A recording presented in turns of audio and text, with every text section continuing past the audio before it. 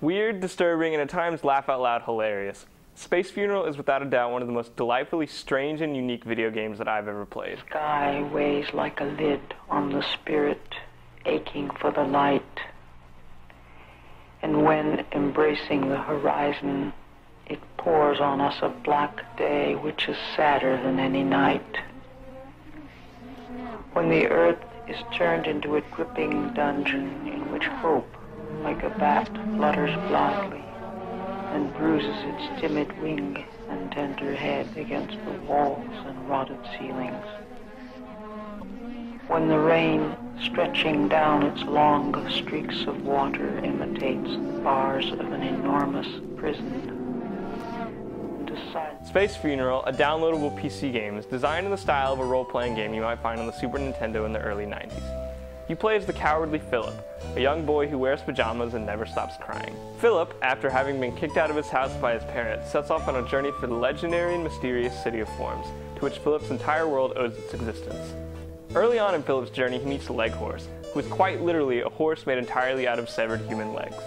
Upon their first meeting, Leghorse immediately declares Philip his slave and forces him to assist Leghorse in his own journey to the City of Forms to seek an answer as to why he was born such a hideous abomination.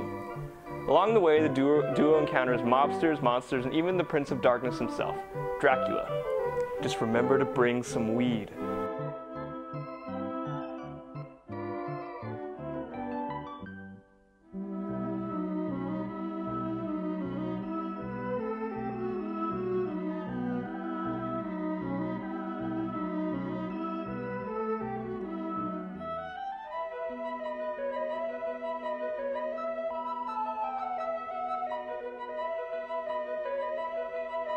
The game's exceptionally short for a role-playing game of this format, clocking in at just under 2 hours.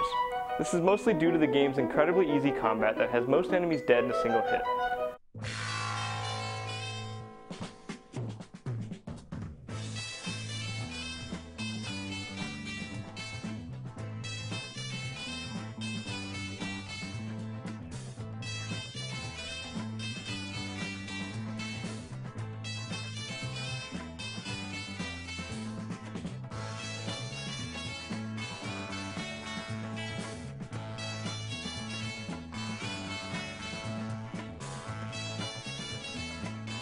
This really isn't a bad thing, however, as the weird story and sharp writing are enough to keep you going, and the game's lack of difficulty plays into its overall theme of the deconstruction of the RPG genre.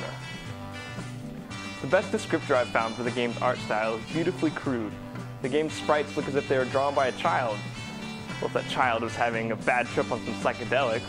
Everything about the game, from its unusual sprite work to its oddball dialogue, are charmingly disturbing, and the game's full of minute, bizarre details, such as an equipable poisonous helmet that slowly kills its wearer while providing 0 stat bonuses that keep the player intrigued as to the nature of Philip's world. The game's soundtrack is another one of its high points. It boasts an eclectic mix of tunes that are both fitting and fittingly unfitting, that range from a strangely upbeat chiptune battle theme to readings of satanic poetry over brooding, minimalist Ruth White instrumentals. There's a surprising amount of enjoyment to be derived from this strange, tiny package, and it's not hyperbole when I say that Space Funeral is truly a one-of-a-kind experience.